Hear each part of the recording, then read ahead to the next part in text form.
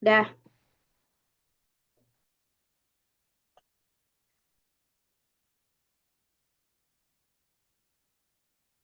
Oke, mulai ya. Ini emang udah nge-record dari tadi ya? udah. Oke, udah bilang mulai ya.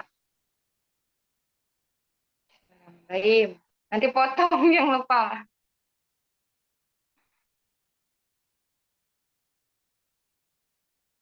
Assalamualaikum warahmatullahi wabarakatuh. Ya, pada kesempatan malam hari ini, kami dari kelompok 4 ingin mempresentasikan perihal dengan personal branding. Di sini kami yang beranggotakan, saya sendiri Bella Purnama sebagai moderator dan penyampaian satu oleh rekan saya, Fatia Nur Amalia, dan penyampaian dua akan disampaikan oleh rekan saya, Sally Suci Ramadhani.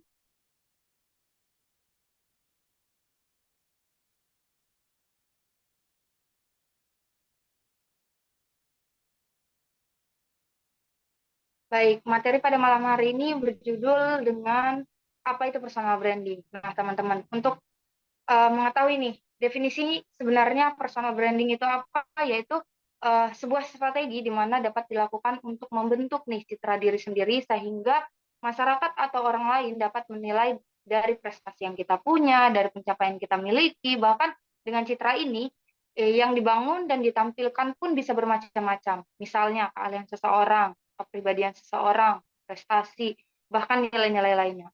Nah, di dalam personal branding ini sebenarnya kita untuk mengetahui nih siapa sih diri kita sebenarnya, ada hal di dalam personal branding ini yang bisa kita uh, terapkan di dalam diri kita. Yang pertama itu menarik di orang lain. Karena apa? Jika kita punya personal branding, kita menerapkan sesuatu hal, entah itu dari keahlian, entah itu dari kepribadian, atau bahkan prestasi yang kita miliki, itu memang cenderung membuat orang lain itu tertarik untuk mengikuti kita nih, untuk mengetahui siapa sih nih orang gitu.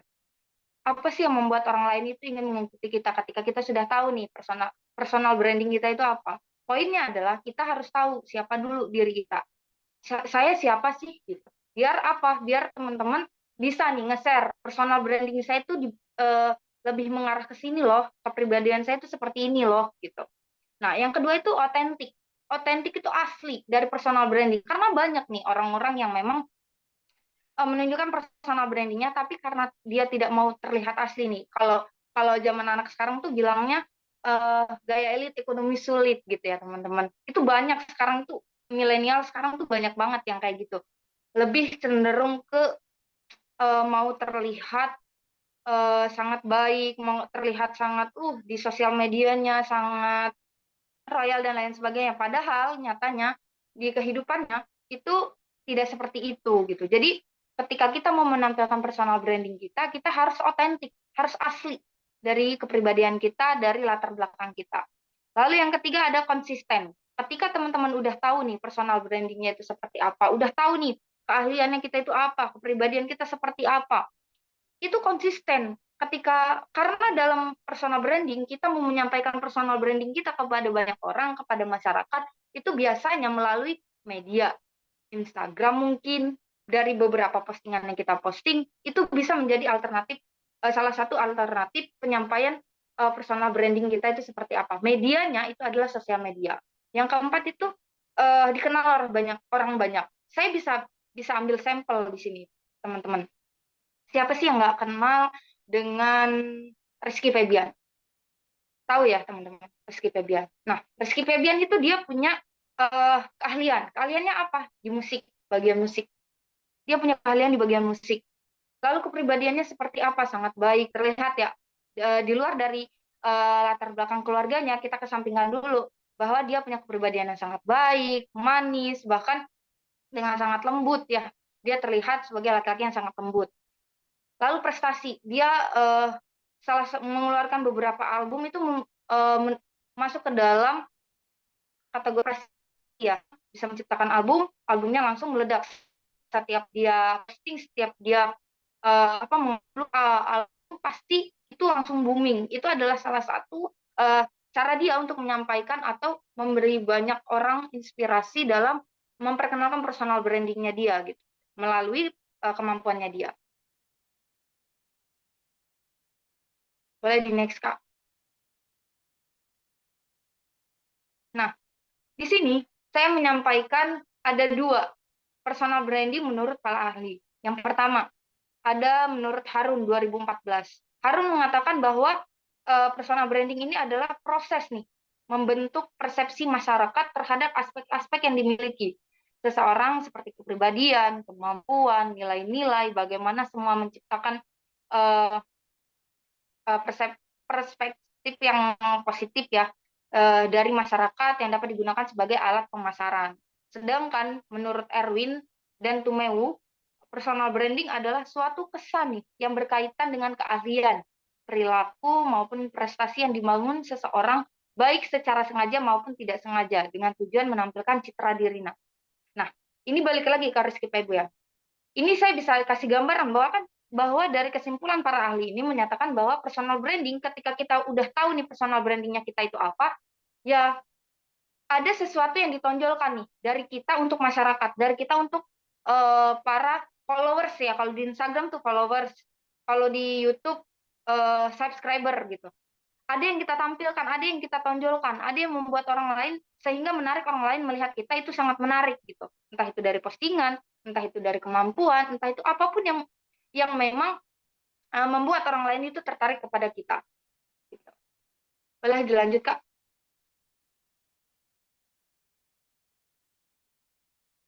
Nah, komponen utamanya dari sebuah branding, ini ada tiga. Yang pertama khusus, branding yang khusus. Yang kedua ada yang relevan. Lalu yang ketiga ada konsisten. Nah, apa sih yang dimaksud dengan branding yang khusus? Di sini dia memiliki sesuatu ya branding yang memiliki sudut pandang. Kita kadang kalau melihat seseorang itu berdasarkan latar belakang. Itu karena apa? Sudut pandang kita terhadap seseorang melalui latar belakangnya. Pandangan kita, tanggapan kita perihal dengan kehidupannya, mungkin kita sebagai netizen Indonesia ya, teman-teman, pasti kalau misalnya ada berita heboh ini pasti yang dicari latar belakangnya. Ini permasalahannya apa? Baru kita bisa menyimpulkan, oh sudut pandang kita mengenai itu seperti ini, seperti ini, seperti ini. Itu adalah branding yang khusus. Nah, sedangkan branding yang relatif, dia dimiliki atau apa yang diwakili oleh seseorang terkait dengan apa yang diwakilkan oleh orang lain. Bisa dibilang ini plagiat ya, teman-teman. Karena kadang-kadang orang-orang itu suka suka keliru perihal dengan personal branding sama plagiat. Ini mereka itu kadang antara kalau saya membaca beberapa artikel itu mereka kadang itu ketuker plagiat sama personal branding. Kenapa bisa bisa ketukar? Karena ketika mereka melakukan plagiarisme ya terhadap seseorang, mereka hanya meniru sesaat ya teman-teman. Sedangkan personal branding kita itu memang tahu jelas kepribadian kita seperti apa, kemampuan kita apa, prestasi yang kita miliki itu apa.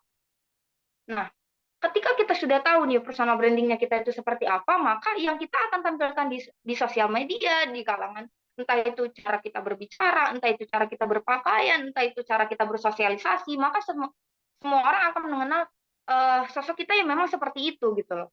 Kalau orang yang tidak relevan dengan personal brandingnya hanya uh, sekedar plagiat, maka dia hanya biasanya identik dengan dia ini pakai ini, saya pingin terlihat seperti dia, maka saya menggunakan baju seperti dia. Itu adalah contoh kecil. Nah, karena apa? Karena dia tidak memiliki aspek yang panjang dan pengertian yang panjang perihal dengan personal branding. Ini yang sangat kurang relevan ya antara personal branding dengan plagiat. Ini kadang-kadang yang bersinambungan tapi berbeda gitu sebenarnya. Tapi penerapan masyarakat itu hampir hampir kebanyakan plagiatnya daripada personal brandingnya gitu. Nah, sedangkan yang ketiga ini ada branding konsisten. Orang yang menjadi yakin dalam suatu hubungan berdasarkan konsisten perilaku yang mereka rasakan atau mereka amati secara langsung. Nah, konsisten tadi, ketika kamu tahu nih, kamu seorang beauty, ya berarti ketika kamu pergi, ketika kamu jalan di luar, ketika kamu menampilkan sesuatu yang kamu posting dalam Instagram sosial media kamu, ya berarti tentang kecantikan. Jangan sampai nih, kamu bilang kamu adalah seorang beauty blogger, kamu adalah seorang yang mencintai makeup, tapi kemana-mana nggak pernah makeup. Tapi kemana-mana keluar jalan atau bahkan kemanapun dia nggak pernah makeup. Ini itu kadang kebalik nih orang-orang. Dia bilang dia suka, tapi dia tidak melakukan, tidak konsisten. Kadang dia pergi makeup, kadang dia pergi nggak makeup gitu. Boleh lanjut, Kak?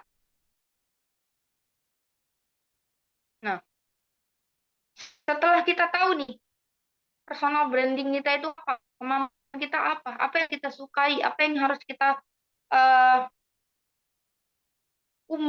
kita share ke sosial media kita, ada tujuan tersendiri dari personal branding ini sebenarnya. Yang pertama, ada 4 ya teman-teman. Tujuan dari personal branding ini sendiri. Yang pertama, memberitahu orang lain tentang keunikan kita. Karena apa? Ketika orang lain sudah tahu keunikan kita, itu adalah identitas, ciri khas yang bisa kita uh, luangkan, kita tuangkan ke dalam sosial media kita untuk orang lain itu bisa tahu. Oh, ternyata dia ini punya personal branding, dia ini punya keunikan. Contoh kecil, bisa saya kasih. Uh, Contoh keunikan itu seperti apa sih, Kak? Wangi parfum ya, teman-teman. Kita itu sebenarnya wangi parfum itu tuh uh, sepele, tapi ketika orang lain nih, teman atau rekan kerja kita, ketika kita lewat, wah ini wanginya sih ini nih.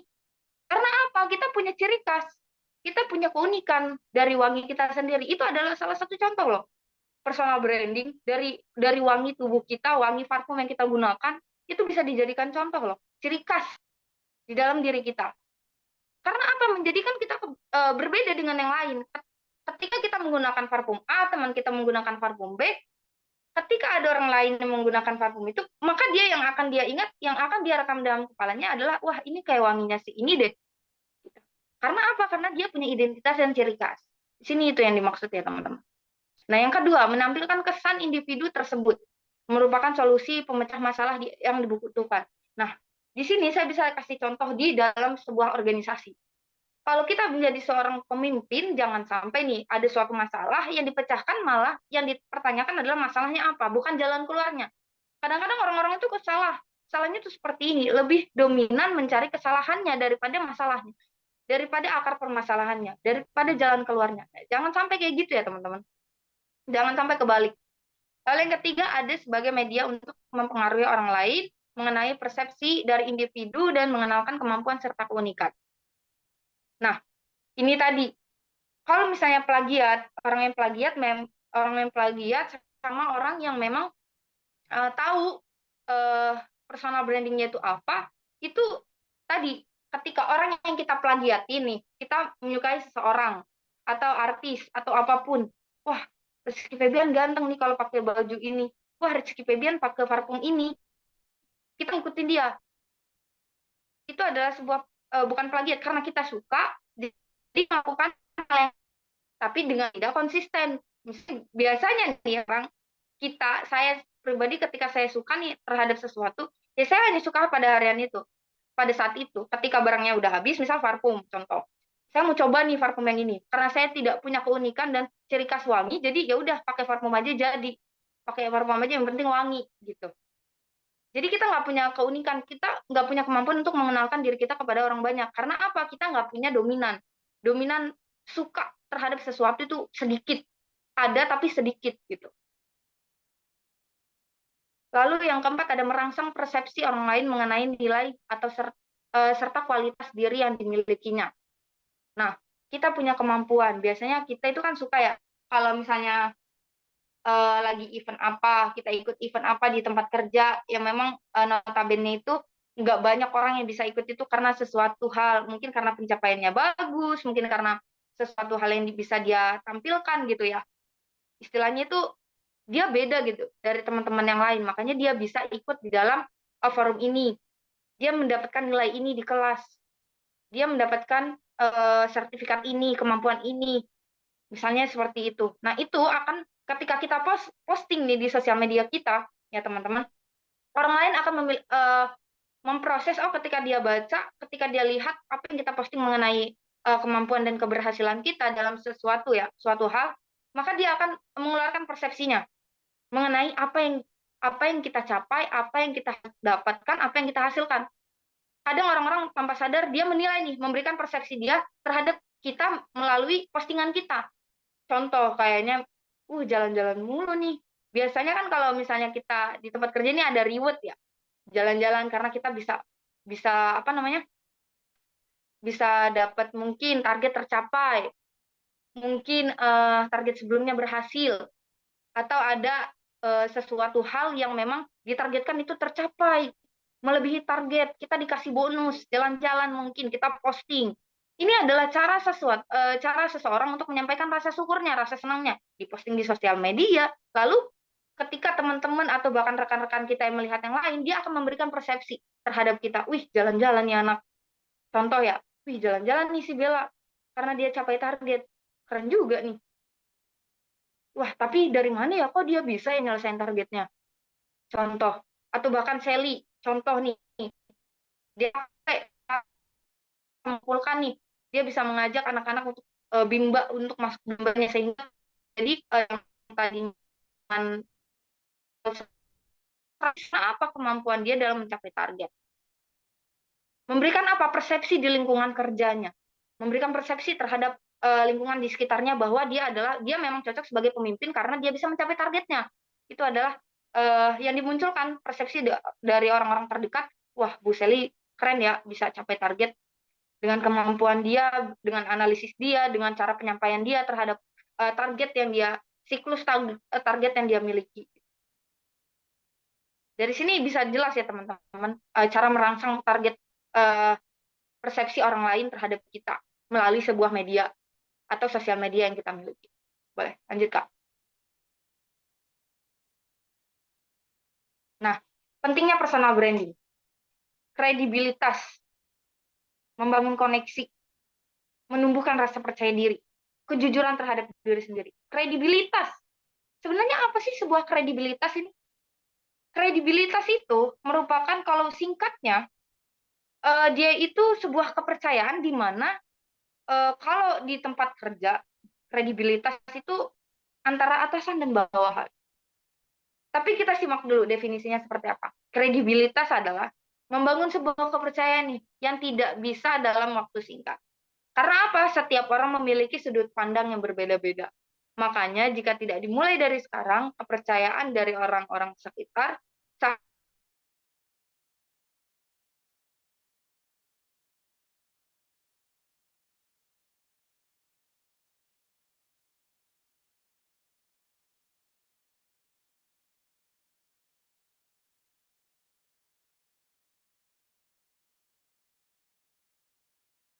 oke, sebentar terputus ya teman.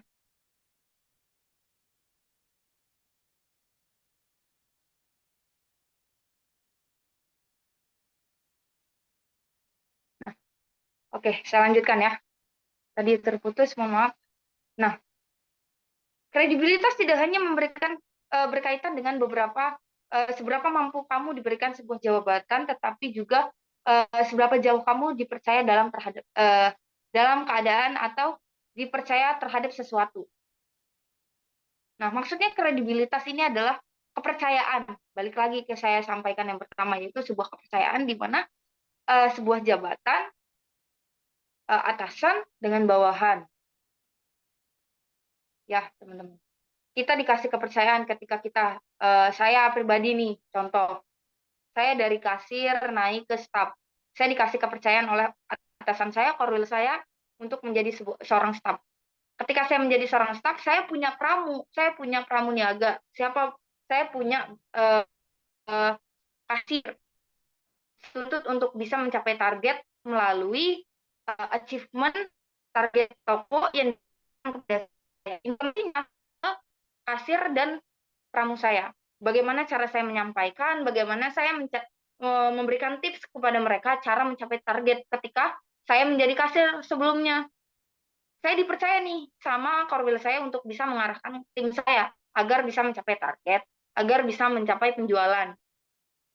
Nah, ketika saya diberikan kepercayaan, maka hal itu akan membuat saya bisa mencapai target toko. Ketika saya sudah mencapai target toko, korwil saya senang, target toko tercapai, achievement para pramu dan kasir saya juga tercapai, itu adalah bentuk kredibilitas yang diberikan oleh korwil saya terhadap saya. Nah, sedangkan membangun koneksi, ini secara tidak langsung berkaitan dengan reportasi di tempat kerja ya teman-teman. Semakin baik reportasi seseorang, maka semakin mudah menjalin hubungan pertemanan. Personal branding yang positif membantumu untuk membangun koneksi dengan siapa saja, dengan adanya kepercayaan, maka mereka tidak ragu untuk berhubungan denganmu. Contoh, membangun koneksi. Karena saya adalah seorang staf nih, mereka kadang boleh nggak perbantuan nih ke toko saya gitu, boleh nggak Bella bantu toko saya, backup toko saya, soalnya staf saya lagi sakit jadi nggak bisa. Bisa nggak? Bisa. Karena apa? Karena saya membangun koneksi saya yang baik, karena saya membangun komunikasi saya yang baik, dan mereka tahu hasil kerja saya seperti apa. Mungkin mereka bisa memberikan penilaian terhadap saya, hal-hal yang baik, sesuatu hal yang positif, maka dari mereka itu tidak segan untuk memberikan kepercayaan mereka untuk saya backup tokonya. Gitu. Itu adalah salah satu contoh ya, teman-teman. Baik, materi kali ini akan disampaikan atau dilanjutkan oleh rekan saya, Fatia Nur Amalia. Kepada rekan saya, Fatia Nur Amalia, saya persilakan. Terima kasih. Terima kasih kepada rekan saya, Kak Bella, atas kesempatannya untuk saya melanjutkan presentasi ini. Yang selanjutnya yaitu pentingnya personal branding, yaitu menumbuhkan percaya diri. Membentuk personal branding berarti juga harus membangun kepercayaan diri di waktu yang bersamaan. Contohnya, pada saat saya kerja sebagai marketing, saya bekerja sebagai marketing perumahan. Gimana caranya supaya saya bisa menjual satu unit rumah kepada konsumen? Nah, itu saya harus percaya diri dulu untuk menawarkan produk yang saya jual agar orang tersebut dapat tertarik dan membelinya. Ini juga sangat penting di dunia profesional karena orang yang percaya diri itu memiliki nilai yang kuat, self-esteem yang kuat juga. Nah, yang selanjutnya itu kejujuran terhadap diri sendiri. Personal branding merupakan sesuatu yang datang berdasarkan nilai, prinsip, hasrat, dan tujuan seseorang. Dan itu akan menjadi satu yang melekat dalam diri seseorang untuk bisa menunjukkan personal brandingnya. Contohnya, mungkin orang lain bisa kamu bohongin dengan cara kamu berbicara tentang kelebihan kamu, tentang personal branding kamu yang bagus-bagus, tapi itu nggak akan bertahan lama.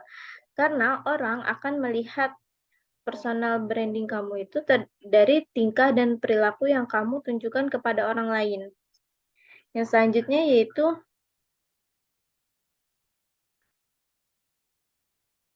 cara membangun personal branding. Bagaimana sih caranya? Yang pertama, kenali diri sendiri.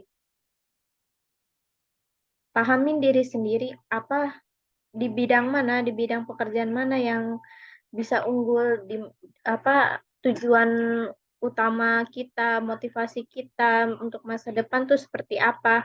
Kenali diri dulu sendiri supaya kita bisa menunjukkan personal branding kita di depan orang banyak. Yang kedua, menentukan seperti apa yang ingin dikenali. Seperti yang ini masih berhubungan dengan yang poin pertama, yaitu menunjukkan apa tujuan kita ke depan, bagaimana cara untuk mencapai tujuan kita di masa yang akan datang. Yang selanjutnya, menentukan audiens. Personal branding yang dilakukan by design umumnya akan membidik target audiens yang ingin dijangkau. Seperti contoh yang pertama itu, bidang marketing. Berarti kita harus tahu target utama untuk menjual suatu produk rumah ini tuh apa gitu. Supaya kita bisa menunjukkan personal branding kita ini supaya lebih paham tentang apa yang dimaksud dengan rumahnya, apa yang dimaksud dengan kelebihan-kelebihan dari rumah tersebut gitu untuk ke audiensnya, untuk ke pembelinya gitu supaya mereka paham. Target audiens itu bisa perusahaan tertentu atau halayak umum di dunia industri tertentu. Contoh lain nih, misalnya jika seseorang ingin dikenal sebagai pembicara internet, maka ia harus dapat menjangkau para pelaku bisnis. Dengan begitu, orang tersebut dapat melakukan berbagai upaya untuk mempromosikan dirinya agar tepat sasaran. Yang keempat yaitu membangun networking. Membangun networking atau jaringan merupakan bagian yang tak terpisahkan dari personal branding. Proses ini dapat dilakukan dengan berbagai cara. Contohnya, menghadiri acara formal atau kegiatan informal gitu. Bisa dicontohkan juga kalau kerja di dalam marketing, di dalam bidang marketing, itu kan berarti kita harus bisa bergaul, bisa untuk nyari teman gitu supaya kadang kan membeli sesuatu, kalau kita menjual sesuatu, kadang yang membeli juga adalah teman kita sendiri. Nah, itu termasuk ke dalam membangun networking supaya orang-orang tuh banyak mengenal kita. Jadi orang-orang tuh tahu apa keahlian kita, apa yang kita kerjakan gitu. Yang selanjutnya yaitu meminta rekomendasi. Rekomendasi ini bisa dari siapa aja, misalnya rekan kerja, atasan, ataupun dari orang lain yang masih berkaitan dengan keahlian seseorang. Sama halnya seperti penjual yang mendapatkan testimoni dari konsumennya. Rekomendasi dari orang lain dapat meningkatkan personal branding seseorang. Nah, yang dimaksud dengan meminta rekomendasi ini, jadi kita minta pengakuan kepada orang lain, kurang lebihnya seperti itu. Bagaimana dengan keahlian kita, bagaimana dengan cara kita berkomunikasi, supaya orang lain itu juga, yang lain sebelum mengenal kita sudah lebih tahu apa yang ada di dalam diri kita, apa personal branding kita gitu. Yang keenam, membangun online presence. Kehadiran di media sosial terbukti dapat meningkatkan personal branding seseorang di internet. Namun, tentu saja itu tergantung platform media sosial yang digunakan agar tidak semua media sosial dapat bekerja secara karena tidak semua media sosial dapat bekerja secara efektif. Contohnya, seseorang dapat menjelaskan keahliannya di industri tertentu di media sosial. Para personal seperti LinkedIn atau yang lainnya, seorang pekerja seni menjelaskan keahliannya di Instagram, contohnya seperti selebgram, artis-artis gitu.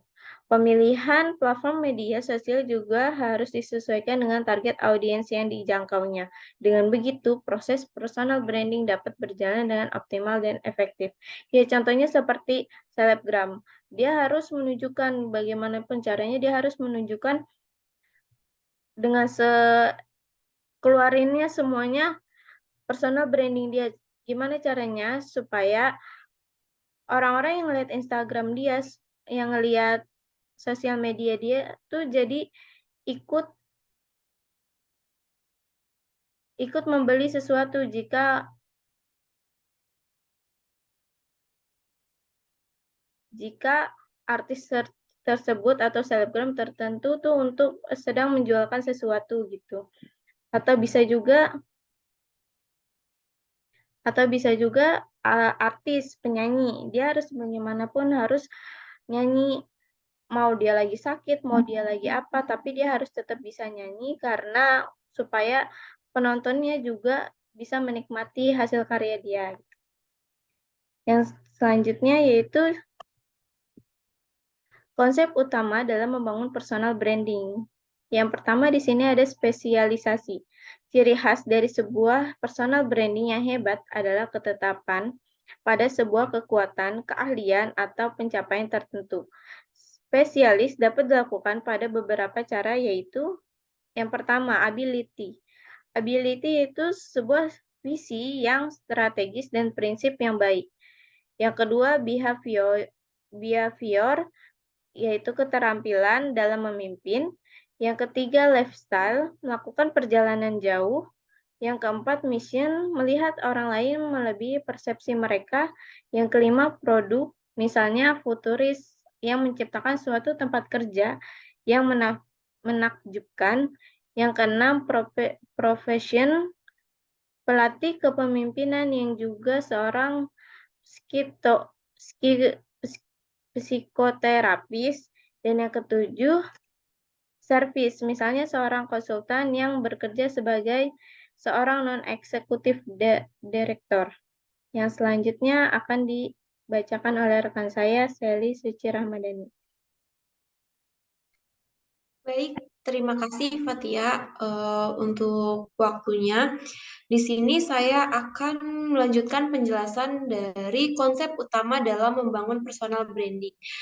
Yang kedua itu ada kepemimpinan. Di sini masyarakat membutuhkan sosok pemimpin yang dapat memutuskan sesuatu di suasana ketidakpastian dan memberikan suatu arahan yang jelas untuk memenuhi kebutuhan mereka. Contohnya, di sini saya dipercaya untuk memegang sebuah unit Bimba IUEO dan itu harus memiliki jiwa pemimpin. Di sini saya harus mencontohkan kepada rekan saya untuk bersikap baik, bertanggung jawab, atau mungkin memberikan arahan-arahan kepada mereka untuk bertanggung jawab kepada posisi mereka. Selain itu juga saya harus bisa mengatasi berbagai masalah di dalam berbagai situasi dengan cara bersikap bijaksana. Yang ketiga itu ada kepribadian. Sebuah personal branding yang hebat harus didasarkan pada sosok kepribadian yang apa adanya. Pada dasarnya, setiap orang memiliki kepribadian yang berbeda-beda. Seperti misalnya cara berpakaiannya, cara berpikirnya, eh, kesukaan dalam makanan, atau mungkin eh, hobinya juga. Itu merupakan bisa juga dibilang sebagai branding pada diri sendiri. Boleh dilanjut, Fatia?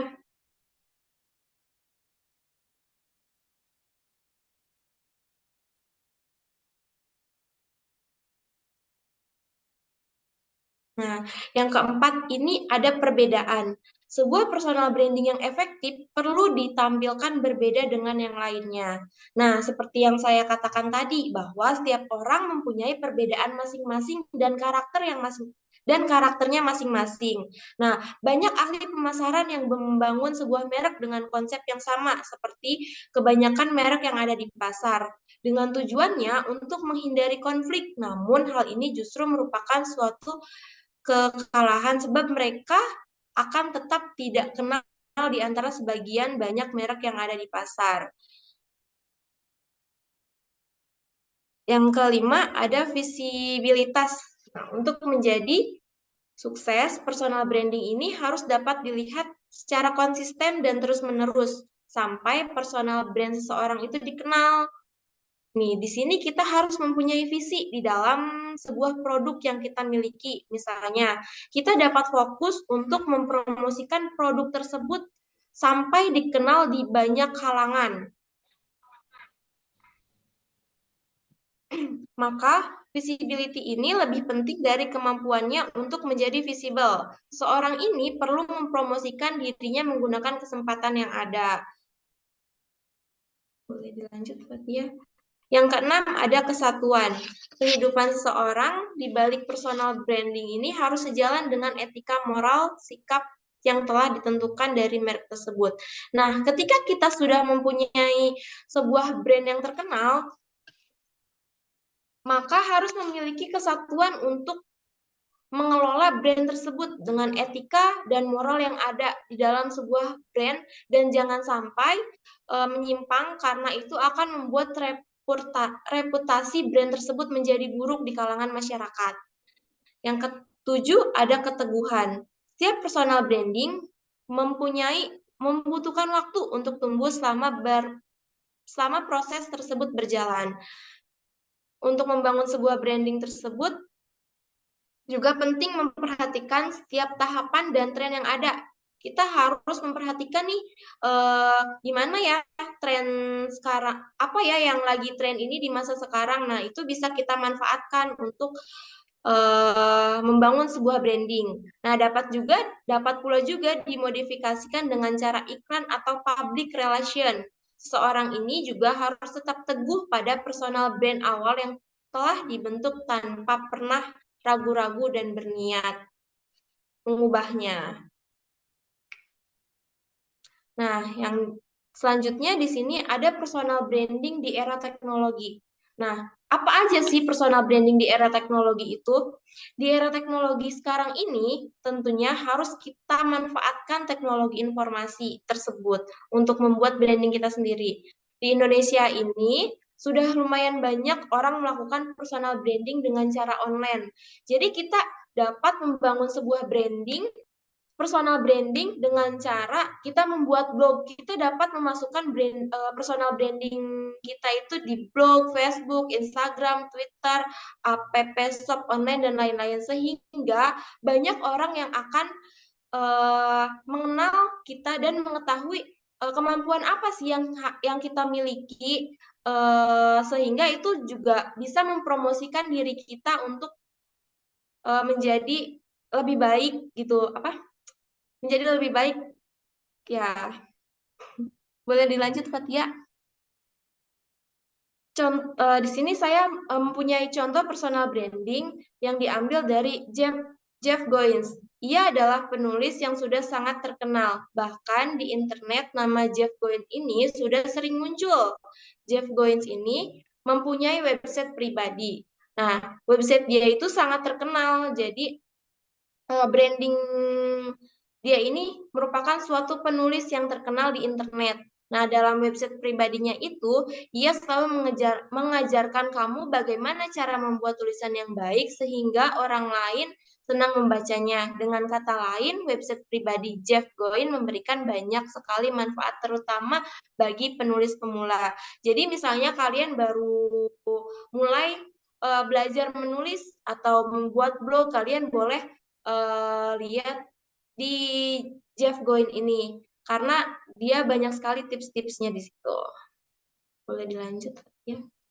Nah, jadi kesimpulan dari penjelasan di atas ini bahwa kita dapat memahami personal branding merupakan gambaran diri seseorang di mana ia berada, baik di hadapan publik maupun di kehidupan sebenarnya. Namun, secara umum membangun citra diri itu layaknya bermain peran. Seseorang harus merancang dan mempersiapkan diri sebelum mengaplikasikannya di dalam publik. Baik, mungkin itu saja yang dapat saya sampaikan. Saya kembalikan kepada moderator kita, yaitu Bella Purnama. Baik, terima kasih rekan saya Fatia Nur Amalia dan Sally Cici Ramadhani. Nah, itu adalah kesimpulan dari sebuah materi yang bisa kami sampaikan dan mengenai dengan personal branding. Nah, kali kami pada malam hari ini sekiranya ada materi yang memang belum bisa dimengerti oleh rekan-rekan sekalian, boleh bisa langsung tanyakan di kolom komentar. Sebisa mungkin kami akan langsung menjawab dari pertanyaan-pertanyaan yang mungkin bisa diberikan kepada kami, tapi kami memohon waktunya karena memang keterbatasan waktu dan keterbatasan dalam jaringan internet yang membuat kami sangat kesulitan untuk bisa langsung menjawab. Tapi kami pastikan pertanyaan-pertanyaan dari rekan-rekan sekalian pasti bisa kami jawab secepat